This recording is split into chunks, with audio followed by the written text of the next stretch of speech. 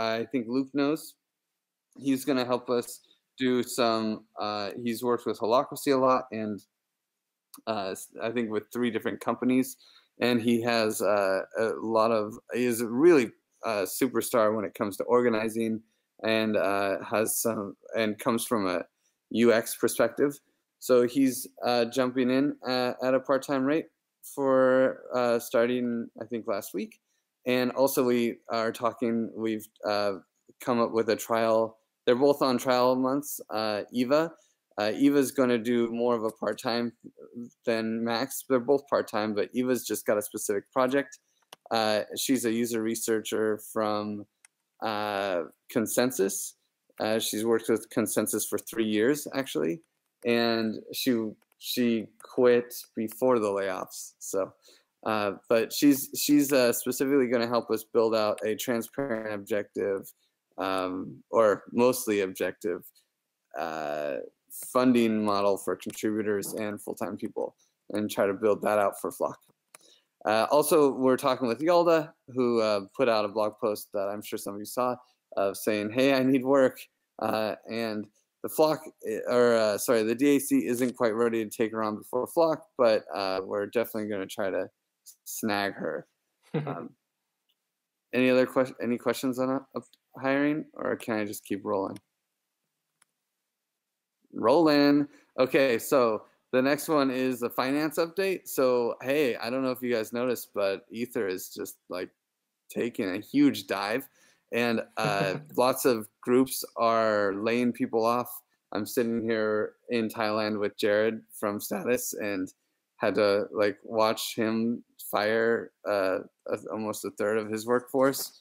So it was really tough out there these days, and I think for the DAC is taking this approach of, slowing down on building up. We really wanted to build up the R&D side, the community R&D side, but considering the situation, we're probably going to propose a 2-part Flock proposal. The first part is just maintaining what we have, making sure that the people that are working with us now have some runway, and so we'll focus on a plan that is really just making sure the people that we have a job after Flock, and then we can also add a couple more people as the months go on, so with some runway there for expanding the team, but nothing dramatic. And this will actually make a huge reduction in what community R&D was originally planning to do. And then the second part would be expanding the community R&D campaign and goals, and which would require a much larger staffing, and also would both the first baseline proposal will likely have a lot of money that will go to contributors and contractors and bounties and that kind of stuff. But the with the community R&D, that would be much greater because we'd be able to onboard more leaders. So, yeah. Great. Sorry, yeah. Because I was trying to take notes, I didn't understand it completely. So for R&D, it's gonna be something that you want to fund with the next proposal, or what do you mean there? I didn't get it completely. No, so basically, our Flock proposal is going to have like 2 options, right? Standard and luxury, right? Okay. The standard is just what we have right now, where we maintain, the tasks that we're heading up right now with a little bit of expansion towards the community R&D side, but not nearly as much as the luxury model of the Aragon DAC, which would be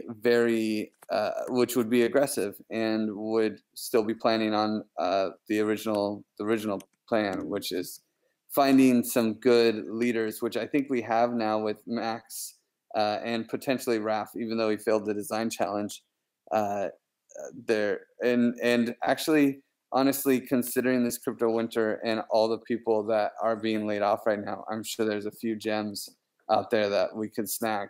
So if we have the funds, if the flock chooses option B, then we will have funds to really expand the team and expand the scope. Otherwise, we're going to leave option A, which is a more narrow scope. Mhm. Are these two yeah. proposals being drafted somewhere? Like, are they in progress in a doc somewhere? They are in progress, but right now, Quasi and I are working on them asynchronously, so separately, and then we're going to combine it. We'll probably have something to show off. I don't want to make a promise about next week, but definitely, actually, we'll for sure before Christmas. That's our internal goal. And Griff, and so how is the process going to be? So you are going to present to the association the two options, and then once the association give feedback, you will select one of the two options, and then you will start the flock proposal, the flock process. Oh, well, I kind of imagine that would be the flock process. Basically, we turn both of them into I mean, maybe I don't understand the flock process perfectly, but that we turn both of them into the association. The association would basically say which one, if either, the ANT token holders get to vote on. Okay. But I am confident there will only be one vote for ANT token holders, and it's whichever one the association decides. Is that how you see it as well, Maria?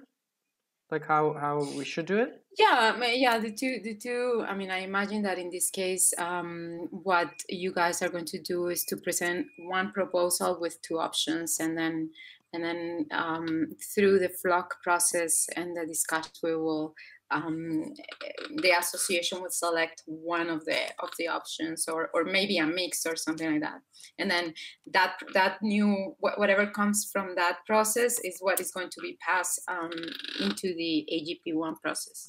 Mm-hmm. Exactly. Okay.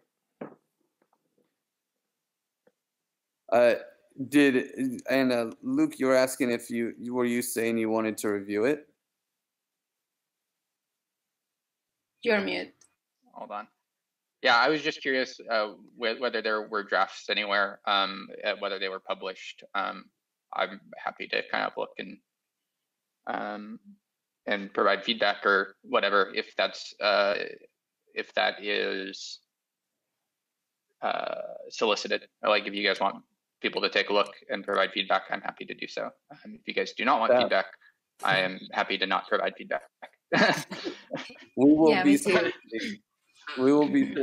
all of your services. That would be fantastic. We'll open the document up once it's solid enough. First we have to solicit our own internal team. It's a waste of your time if Daniel or Gabby is like, what? That's crazy. Sure. Yeah. Steps. And just to make sure that I understood correctly, so this campaign is going to be maintained, and that's one of the option, and the other option is which is the one that you call luxurious or luxury option, yeah. which would be to expand this campaign. Yeah, I mean, the community R&D, the real thing is the first option is just to focus on this is who we have right now, and we're not going to hire any, assuming that crypto winter is going to last the next 3 to 5 months. We're just not going to hire anyone else. Maybe one or two people, but nothing major, and we won't have too many more contributors. And so the people that we have right now, the community R&D campaign is way understaffed, so it can't be a very effective. So it would be maintained, but it would still be just doing the bare minimum that it can to push. And then while the development campaign can, we have a good solid team there. so we can do a lot more. But then the second option would be fully staffing both teams and also with leaders, and so that we can also be way more outgoing to the community. But we'll see what the draft comes up with, and see what we can do. Anything else? I'm a little confused, sir. Are you suggesting that Quarterly Classic not be named Quarterly Classic? Okay, cool. Next run. No, hang on, John. Isn't John asking a question? But his mic is a bit far away. No. I thought I heard someone. That's someone else in the background. Yeah, I think it's background. And it's my background. Okay. There's two meetings going on in this room. Tatu, you raised your hand as well at some point during this. Yeah, but it's answered. Yeah. Okay. Cool. Cool. So then the next run is also me, actually. Progress on design spec for curation market and token bonding curves. So actually, Jeff is here. So maybe I should just let him talk about really quick all the community calls that are going on, and I just let you and Jeff and Luke kind of jive about what's going on with curation markets and continuous funding. Jeff, maybe? Are you there? Oh, did we lose Jeff? We might have. Oh yeah, looks like we did. Okay. Well, Luke, I think you're in all these calls, right? There's a curation markets biweekly call. There's a token bonding curve biweekly call. And are there others too? I mean, there's the general curation markets getter call that somebody has organized that's been going on biweekly. There's also this continuous funding working group that I think Cordis spun out of the apiary nest proposal, which has been going really, really well. That has basically a biweekly call. It's a smaller group because it's the kind of the Pando team, Olivier, Billy, who's working with them on this, as well as other stuff, and then Jeff, and then I think that's it. But we've been jamming on. Nice. Oh no, go ahead. We've been jamming on kind of the specific application of bonding curves for fundraising for DAOs, because that's kind of what the APR project is about. And I think what Jeff is interested in for kind of the bonding curves for charities is sort of like you need to solve this specific problem of curation markets where you want to use some of the reserve funds for funding, and there's specific challenges associated with that. I posted a link in the agenda. I'm not going to bring it up now, but you guys can watch it later. This is the proof of concept for apiary that's going to be submitted for a nest proposal. Really, really cool to see. Basically, it's an Aragon app where you can set up a bonding curve and tie the bonding curves token to governance in the org. You can have other tokens as well. And then when people buy into that curve, there's a tap rate where basically a certain amount, a certain rate of funds from that curve are released for discretionary use by the organization over time. So there's only a certain amount of withdrawals that they can make. And then everybody who has that token that's putting in funds into the curve has this guarantee that that the funds aren't going to disappear overnight. Somebody's not going to go buy a Lambo with the crowd funds because it's rate limited, and they can always sell back through the curve if they're not impressed with the progress of the team. And so there's actually a working example in that video, and if everybody's interested, they can watch it. But very happy with that so far. Cool. Is the apiary project they applied for a nest grant already, or you guys created a proposal for this? And is apiary a token bonding curve where the money is locked in the smart contract, or it sounded like you were saying that some of it is actually released? Yeah, I can send you basically a paper that I wrote about this a year ago. But the general premise is you have a slow, like a rate limited release of funds, and you've got basically two pools of funds: the funds that are in the bonding curve contract itself that make the bonding curve work, and then you've got like the organization's treasury that has a completely different governance process associated and sort of used at the project's discretion. And then there's a rate at which funds can be moved from the bonding curve into the like organization's discretionary funds. So you can use it for like a Patreon style model, or like just kind of patrons supporting a thing with no expectation of profits, but there's still like accountability because they can't access all of the funds all at once. Or you can do it for like a more of a for-profit model where you're kind of releasing funds over time as they're delivered, but there's sort of an expectation that the funds will be returned at some point. But I think Max brought this up. That's actually how I met him. He brought this up on the Aragon forum, like kind of the idea of wanting to do fundraising for Aragon orgs. And then I was like, oh, hey, have you seen my proposal for apiary? And then he submitted a Nest grant. But the Pando team simultaneously had also been talking to them about apiary a while back. And they were planning on using basically the same model for their crowdfunding campaign for the Rye-Hope network, and had a lot of familiarity already with developing Aragon apps. So right now, like I don't think, and Maria can correct me if I'm wrong, I don't think the actual Nest proposal from them has come through, but we've been kind of in discussions for quite some time about them taking on that specific project, so that any Aragon organization can kind of use this crowdfunding system. Exactly, they are in the process of preparing the proposal for Nest, and that's why they built this proof of concept.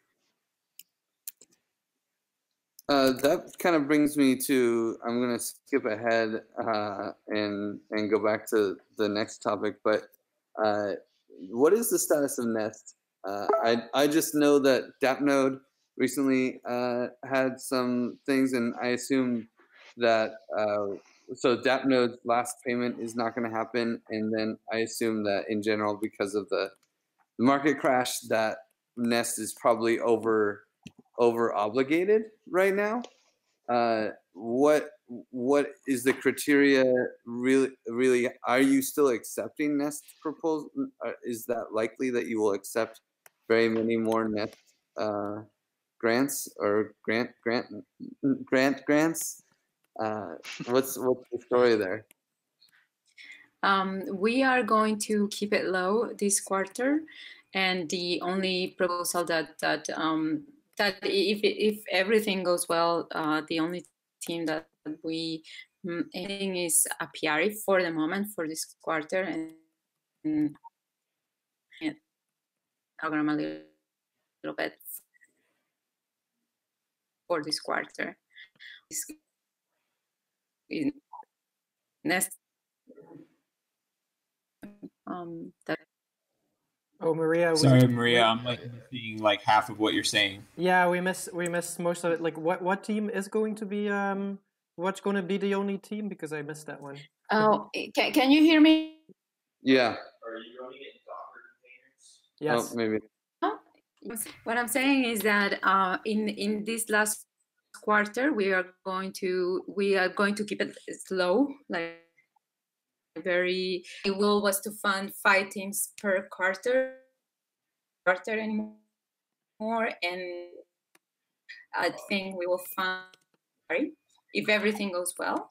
But for the moment, yes, we are not closing the program. The program is going to continue, but for this quarter we are just a little bit. So there was a talented dev from Singapore that was making a slicing pie Nest proposal. He actually was able to put together a almost working demo in 36 hours. And this guy, I really like this guy. He's from India, and I think I don't know about this Nest proposal because, as you say, that's probably not going to happen. But is there, you know, what do we do when there's someone like this that, you know, Nest isn't going to work out, but it would be awesome if he somehow kept working on this project. And what is it depends on the project. What is the project about? Slicing pi is this idea of being able to objectively judge, or at least to dish out equity in a company based off of different factors: how much time, how much money is they invested, how many network connections they have, you know, whether they're providing office space, and all the contributions of everyone in a startup, and breaking up the equity for a DAO, basically. And slicing pi is a pretty popular idea around a startup equity, and he wanted to build an app for that.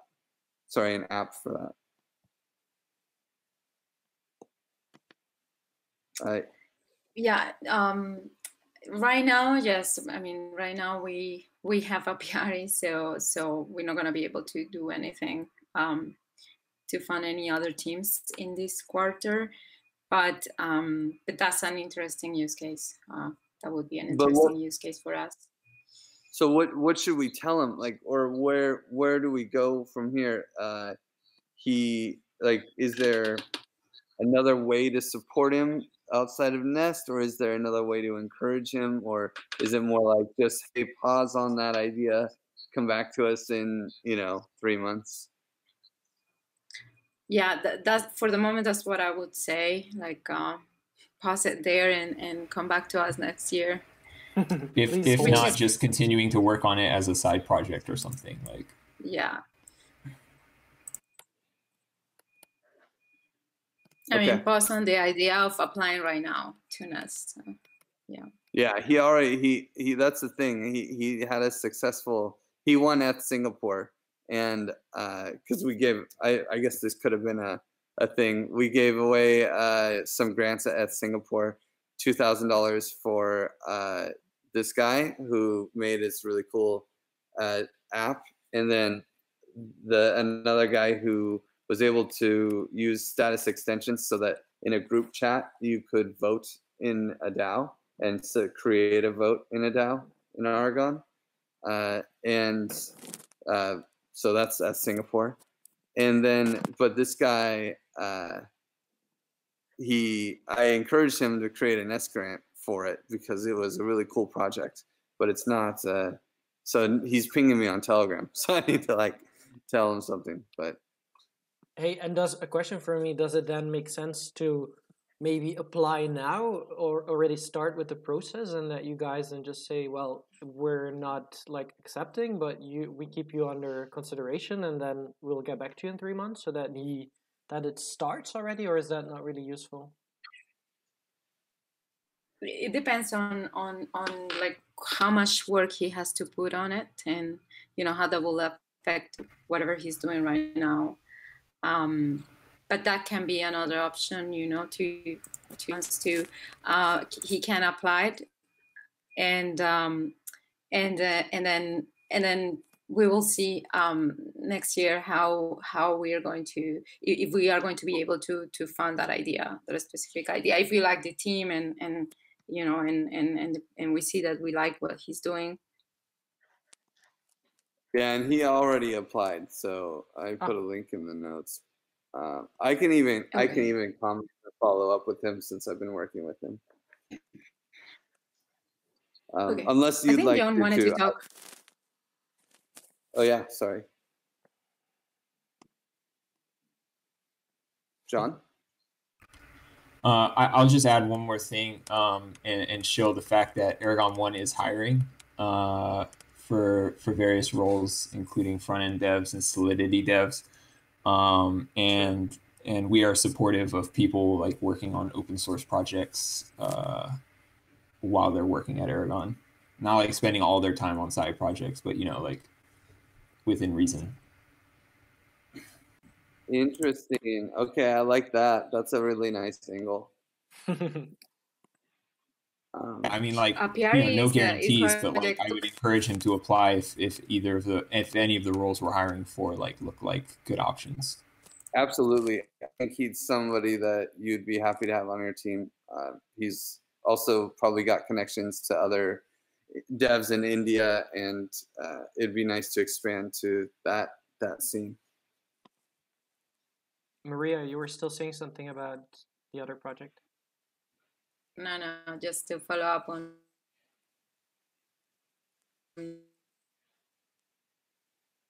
That connection again. Never mind. Okay. It wasn't that important. Okay. Yeah, we can just power through to dog fooding. Luke. Yes, I'm very, very excited about this. So now that we're on mainnet, and we can actually kind of use this thing for specific use cases, the thing that's like top of mind right now is how can we actually like find specific use cases that are like real, that people would be actually using, and support those use cases. So there was this thread after AGP1, where there was this idea of the community cooperative, which was like a one person, one vote type membership model, where you could kind of signal on upcoming AGPs, you could signal on technical stuff, you could potentially create committees for bounties, that sort of thing, but kind of engaging individual active community members, whether that's like the members of these various organizations like the DAC, Aragon 1, the association, the Nest teams, and even just like contributors on the forum and on Aragon chat and all those things, basically becoming a member of this Aragon DAO, the cooperative, getting like a single voting token, and kind of coordinating around signaling for community specific issues, so that like people have a much greater, more equal voice than like they would with like A&T holdings, right? So this could be really cool. I started working on kind of a DAO kit for that, and that led me down this path towards using the CLI to do custom deployments. So there's a thread on that as well. That's that bottom link there. But the general idea is that we can use the CLI to start with a blank DAO, install various applications, so you can have multiple instances with a token manager. Like if you want to have like committees or memberships, you can have different instances of the voting app if you want to have certain privileges and rights tied to like a stricter quorum threshold requirement than other actions. Or if you want to deploy the survey, you can't deploy a DAO with the survey app right now from our onboarding screen.